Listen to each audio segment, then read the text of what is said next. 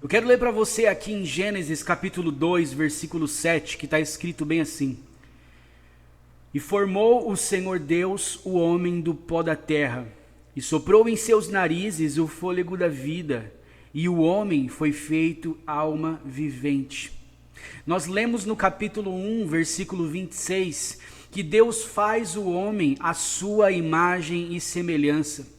Se você acompanhou a série Gênesis desse canal, e se não acompanhou, eu recomendo fortemente que o faça. Nós aprendemos ali que quando Deus traz a realidade à existência, a primeira coisa que Deus faz é criar uma forma que Ele dá a si mesmo. Então o seu espírito habita esta forma, e desta maneira Deus se introduz à sua criação, se apresenta à sua criação. O seu espírito pairando sobre a face das águas é quem vai trazer à existência os elementos primordiais que vão evoluir, que vão expandir o universo. Então, como sendo a primeira coisa que Deus faz, Ele dá forma a si mesmo. E a partir daí Deus desenvolve o universo, até escolher uma galáxia distante chamada Via Láctea. E nesta galáxia, Ele desenvolve um sistema solar. Dentro desse sistema solar, Deus ele cria uma zona habitável e coloca o planeta Terra ali. Desenvolve o planeta Terra. E após uma sequência em cadeia de criações, depois da era do sexto dia, no finalzinho desta era, Deus cria o homem. E Deus usa o mesmo molde que Ele usa para dar forma a si mesmo. Deus cria o homem segundo a sua imagem e semelhança. Nós aprendemos que seres da mesma espécie se relacionam, seres de espécies diferentes não se relacionam. Então você deduza a partir daí porque foi que Deus te fez a sua imagem e semelhança. Deus coloca o homem no jardim do Éden, e ali Deus delega ao homem a autoridade sobre a criação. Domine sobre os peixes do mar, sobre as aves do céu, sobre o gado, sobre as bestas feras, sobre os répteis que se arrastam sobre a terra. E eu te dou como mantimento toda árvore que dá fruto, que tem semente nela, isso vos será como mantimento. Ao homem é dado o planeta, a autoridade de liderança aqui neste planeta. Deus traz os animais ao homem para que o homem os dê nomes. Deus visitava o homem na viração do dia, como sugere Gênesis capítulo 3. Deus se relacionava com o homem. E porque havia uma relação tão próxima, tão íntima de Deus para com o homem, Deus, Ele te fez, segundo Gênesis capítulo 1, versículo 26, a sua imagem e semelhança. Pensa em Deus. Nós entendemos Deus como três pessoas em um único Deus. Ele é Pai, Ele é Filho e Ele é Espírito Santo. Não são três deuses, são três pessoas em um Deus. E semelhante, mas diferente, Deus ele te fez como três diferentes condições de existência habitando um único ser. Você é corpo, alma e espírito. Gênesis capítulo 2, versículo 7, como eu acabei de ler para vocês, define bem o homem como sendo corpo, alma e espírito. Como naturais do planeta Terra, nós temos os elementos que se encontram aqui.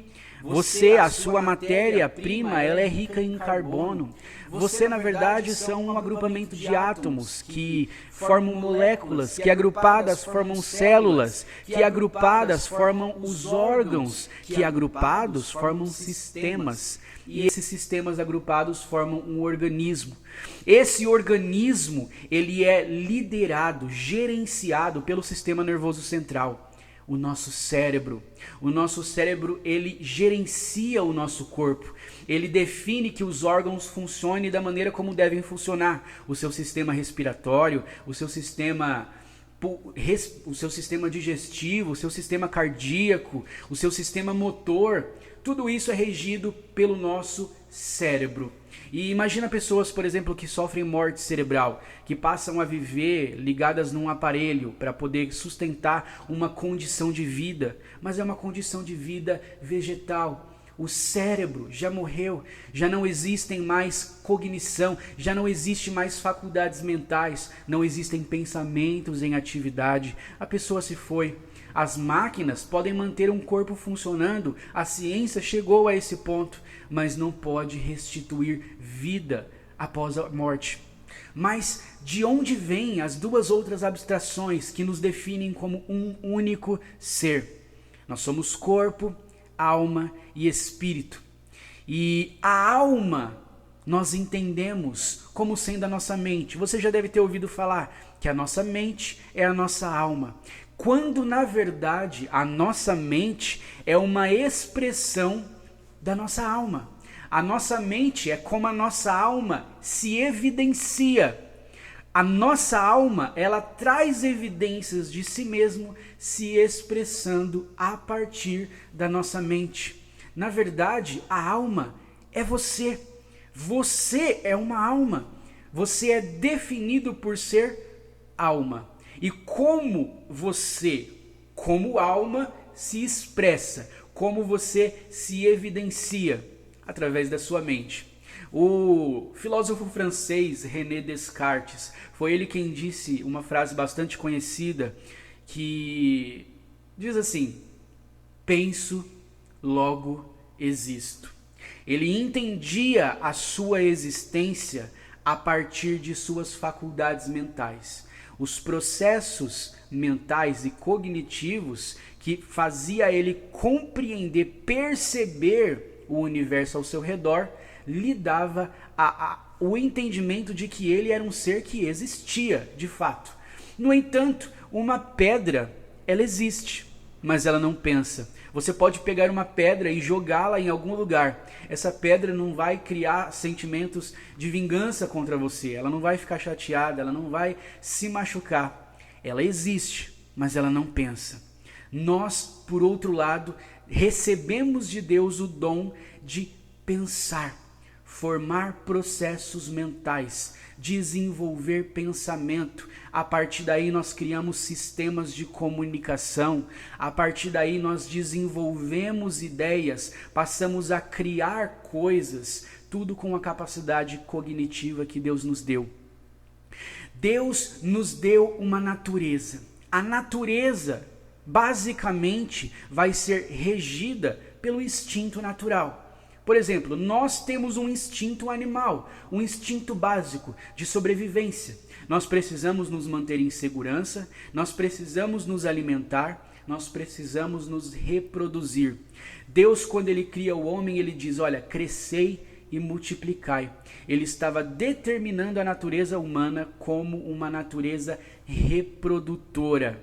E então, nós, como tendo uma natureza básica de sobrevivência e uma natureza perfeita em si, não continha nenhum defeito, nós desenvolvemos a personalidade humana. Desde que você nasce, tudo o que você ouve, tudo aquilo a que você é exposto, influencia o desenvolvimento da sua personalidade. Assim, você aprende com as coisas e aprendendo com as coisas, você evolui, tem uma evolução de consciência. Você pode agora agir de certas maneiras, você pode raciocinar e escolher de que maneira você vai agir em determinado ponto. Isso é a nossa personalidade em desenvolvimento. Essa personalidade ela vai se desenvolver durante toda a nossa vida. E qual é a diferença entre a nossa mente, entre a nossa alma e o nosso corpo? Na verdade, eles estão conectados, estão ligados. Foi Einstein quem provou, foi Freud quem provou cientificamente a existência da consciência. Ele entendia que a consciência, gerando processos mentais, gerando pensamentos, era responsável pela nossa personalidade, era responsável inclusive pelas nossas reações a diversos estados de exposição. Se você for exposto a um trauma, você pode reverter isso através de processos mentais. Ele desenvolveu a psicanálise pensando dessa forma. Skinner, por outro lado, apostou os seus estudos no behaviorismo, que é a doutrina comportamental da psicologia, entendendo que o homem, como um ser animal que tem instinto animal, ele pode ser condicionado a determinados tipos de comportamento. Dependendo do que você expõe ao homem, você pode prerrogar que ele se comporte de tal maneira. O behaviorismo não contradiz a psicanálise, da mesma forma que a psicanálise não contradiz o behaviorismo. Ambas se completam, ambas veem a natureza humana, a personalidade do homem, o desenvolvimento dessa psique de formas diferentes. Eles veem de perspectivas diferentes, mas ambas se completam, porque quando um falha, o outro tem sucesso. Quando um tem sucesso, o outro falha. Acaba que estão intimamente ligados. E eu nem vou começar a falar da Gestalt e de outras disciplinas da psicologia. Isso só basta para introduzir a gente ao conceito. Porque o que queremos realmente aqui é falar da Bíblia, é falar do que a Bíblia fala a respeito do homem, é mostrar a visão da Bíblia a respeito da nossa psique humana, é mostrar a visão da palavra de Deus sobre o desenvolvimento do homem, antropológico, ao longo das eras, porque o homem pensa como pensa, porque o homem se comporta como se comporta. A Bíblia, ela nos mostra, passo a passo, como o homem se desenvolve ao longo do tempo.